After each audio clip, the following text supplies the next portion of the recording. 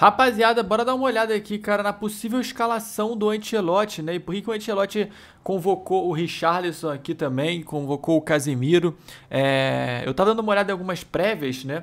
Se liga nessa prévia aqui, por exemplo, né? Essa página postou aqui a possível melhor escalação aí pro Ancelotti, né? Aqui na zaga, com Alisson, Beraldo e Marquinhos, Wesley e Carlos Augusto, o Léo Lins da lateral esquerda, né? Casemiro de volante, Bruno Guimarães, Matheus Cunha, Richarlison, Rafinha e Vinícius Júnior. Assim, um ataque aí bem diferente do que a gente está acostumado a ver. Bom, com certeza vai ser diferente, porque o Rodrigo nem foi convocado, ficou de fora porque está lesionado. Agora, essa zaga aqui, eu não sei se o Ancelotti vai utilizar o Beraldo de titular não, tá? Eu acho que tem outros zagueiros que estão na frente do Beraldo para serem titular. Casemiro provavelmente vai ser titular, né, realmente. E na lateral, sinceramente, não sei, cara. Não sei o que o Ancelotti pensa. Vamos esperar para ver. Eu tava vendo, pessoal, aqui, cara, que existe uma explicação, né, do porquê que o Richarlison foi convocado. Essa página aqui, né, o Futebol Máximo, postou um vídeo explicando o porquê que o Richarlison foi convocado para a seleção brasileira, né? Então vamos dar uma olhada aqui, cara, na explicação tática que ele deu para isso.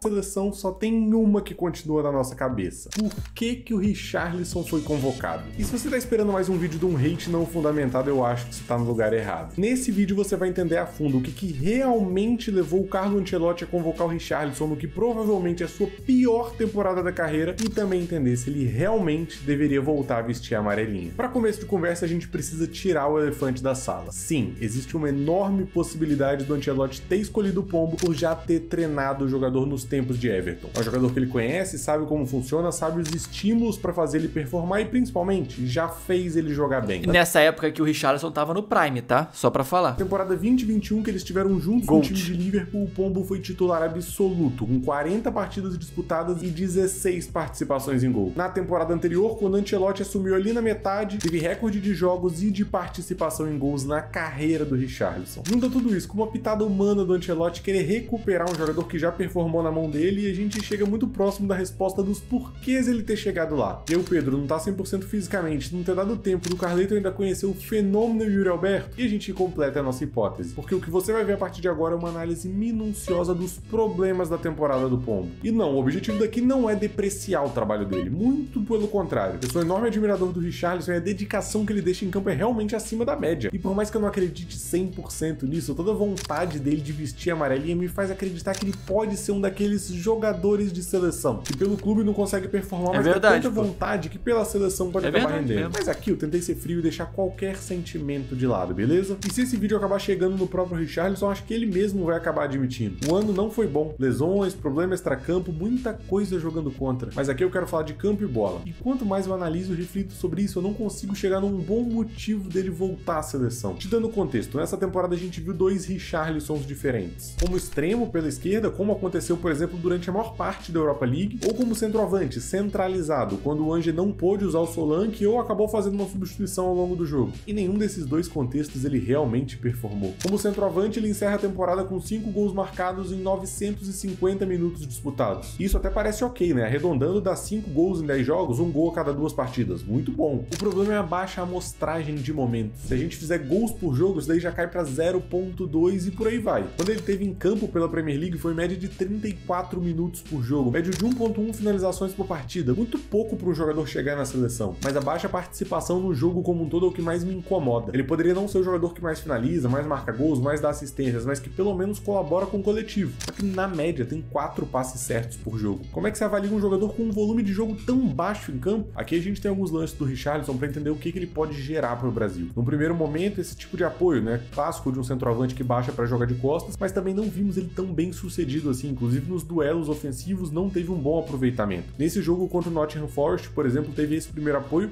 e esse segundo, recebendo de costas e tentando um passe, mas também não bem sucedido. Até tem uma boa vontade para contra-pressionar, né? Erra e continua pressionando. A dedicação de sempre do Pombo, mas que muitas vezes eu não vejo como sendo suficiente para justificar uma convocação. Aqui já mais um momento de condução e para mim vai esbarrar em algumas situações de tomada de decisão errada. Claro, aqui a gente tá falando de um jogo que o Tottenham tá perdendo por 3-1 pro Brighton, 89 minutos, o jogo praticamente praticamente perdido já, mas uma decisão aqui de conduzir por uma região onde não tem nenhum companheiro. Na passada ele acaba adiantando a bola demais e perde a posse pro Tottenham. Aqui já na final da Europa League contra o United, passa a conduzir. Eu vejo que também não é esse jogador para entregar conduções pelo campo inteiro, como o Vini Júnior faz, e acaba soltando um passe até atrás do ponta aqui, o que vai atrasar um pouquinho o contra-ataque do Tottenham. Mais uma vez, vai procurar o drible e não é esse jogador de drible. Numa situação em que talvez ele pudesse procurar o passe, talvez um passe para trás, Pô, parece que ele tá numa posição errada, né, o Richarlison. Essa é a impressão que dá mesmo. Vai procurar progredir sem vantagem nenhuma, e vamos supor que ele até passasse por aqui, não teria vantagem depois, muitas coberturas do United por aqui, para tentar procurar essa jogada. Mais uma vez na final da Europa League, domina de costas, até acerta um bom drible, mas depois erra na condução seguinte. O Richarlison não vive um bom momento na Europa, e isso conta também para as finalizações. Essa contra o West Ham, mais uma vez, pisando na área, tem a oportunidade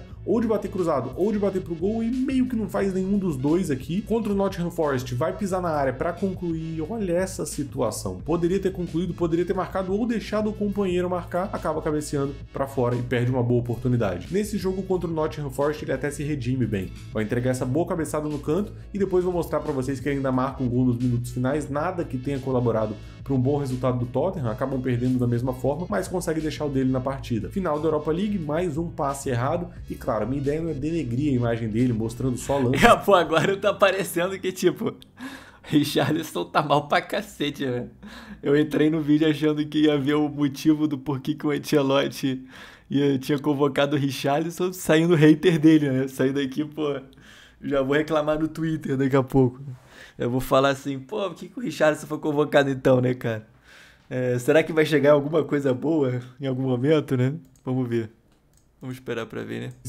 Ele erra. Mas, de fato, quando eu procurei bons momentos do Richarlison, seja em apoio, ruptura, presença de área, marcação, passes, construção, drible, 1 contra 1, eu não encontrei muita coisa. Aqui contra o Bodo, na Europa League... Não tem nada de bom no Richarlison, porra.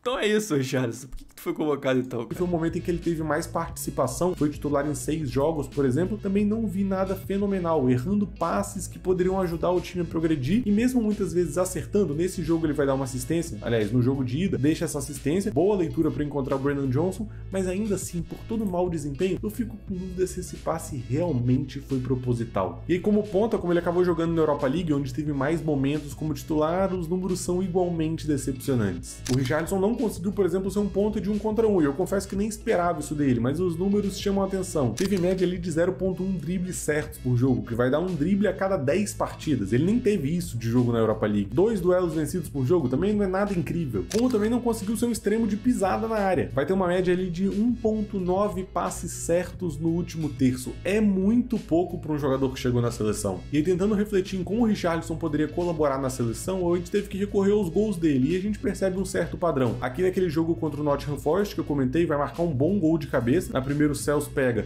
e depois nessa ele acaba marcando. Aqui, contra o Wolverhampton, mais um jogo que o Tottenham já tá atrás no placar, vai marcar um gol meio inusitado, né, num rebote dentro da pequena área, praticamente não tinha como perder, mas a gente vai ver mais volume dele participando no jogo aéreo. Aqui mais uma vez, Pedro Porro cruza e ele marca contra o Leicester, mais uma vez de cabeça, tendo essa presença para atacar no segundo pau, para empatar o jogo nos minutos finais. Um gol de pênalti na Europa League também, para ajudar nas estatísticas, e para fechar contra o Liverpool, mais presença de área, não agora não pelo alto, mas uma situação que até parece estar impedido, acaba concluindo e diminuído de um 4-0 para um 4-1. Ou seja, se tem alguma coisa que dá para aproveitar, talvez seja ser um centroavante de área, mas convenhamos que quando a gente olha para o comparativo, sonhando com Pedro, talvez até com o Igor Jesus, a gente vê o Richarlison abaixo deles. Assim como se a gente procurar um centroavante de atacar o espaço, o Yuri Alberto certamente na frente. Alguém que faz um bom pivô, a gente volta no nome do Pedro. Um cara que consegue ser mais criativo, provavelmente o João Pedro seria esse jogador. E o Richarlison tem um potencial, só que nessa temporada definitivamente não conseguiu mostrar esse potencial para a torcida, o que para mim não justifica uma convocação. E claro, é difícil fazer isso quando você entra faltando 10 minutos para acabar o jogo, numa temporada terrível do Tottenham, ou em alguns raros momentos que você até joga os 90 minutos, mas você acaba jogando meio retrancado como foi contra o United. Por sinal, esse jogo talvez mostre um pouquinho do que a gente pode aproveitar, a dedicação defensiva. Em especial depois que o Tottenham abre o placar na final, ele participou do jogo praticamente como um lateral esquerdo, baixava bastante, ajudava a dar o apoio pro Dodge Dodge e impedido o United de construir por ali. A gente pode dizer até que foi bem sucedido. Um dos destaques do Tottenham naquela partida, mas obviamente a gente tem que reconhecer que o Tottenham definitivamente não fez um bom jogo. Mas olhando por esse lado, talvez essa seja a minha grande crítica a quem monta o time da seleção. Eu vejo muita dificuldade em escalar aquele quarteto mágico com Neymar, Rodrigo, Vini e Rafinha. Afinal de contas, quem que vai marcar nesse modelo? O Richarlison pode fazer esse papel, em especial se for um jogador que baixa para defender pela beirada. Aqui a gente vai ter alguns lances dele, em especial contra-pressionando nesse primeiro, muito intenso, muito voluntarioso, em especial num jogo que o Tottenham já estava na frente do placar, estava levantando a taça. Aqui um pouco do que eu queria mostrar, quando o lateral do United subia aqui o Masraoui, ele acompanhava como um ponto para dar o auxílio ao Dodge não deixar gerar uma situação de 2 contra 1 ou 1 contra 1, acaba fazendo a falta e sofre amarelo. Mais uma vez aqui contra o Diallo, vai combater muito bem, vence no segundo duelo, e mais uma vez aqui contra o Diallo pela beirada, 1 contra 1,